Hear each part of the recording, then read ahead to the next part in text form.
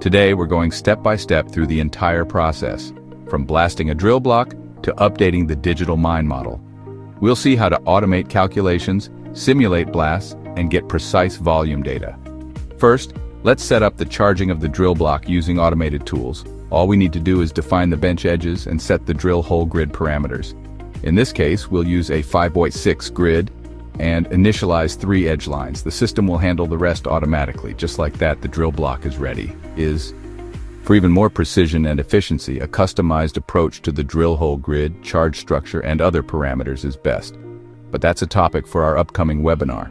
Once the drill block is set up, we move on to calculating the delay timing. This is crucial for proper detonation control. Our software provides various methods depending on the type of detonators. We'll use the Calculate Delay tool. Select the detonation start point, direction, and angle.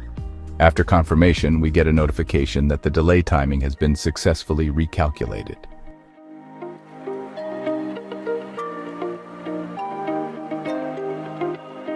Next up, blast simulation. We start the process with a single click.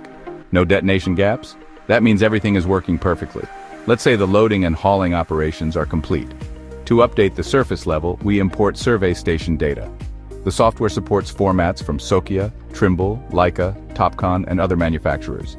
Just a few clicks and the new bench position is in the system. Now let's generate a solid model and calculate the volume of blasted material. It's super simple. Just select the previous and current bench positions, and the software creates the solid automatically. Then we launch the volume calculation, and there it is, the exact volume displayed on screen. To update the digital mine model, we use the reshape line tool in the surveying module.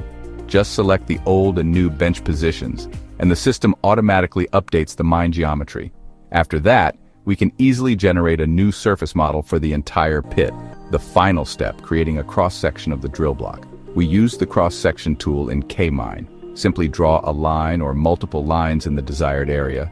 Choose one of the default templates, select either 2D or 3D mode, and set the output preferences. Done. You can save the cross-section in different formats or send it straight to print.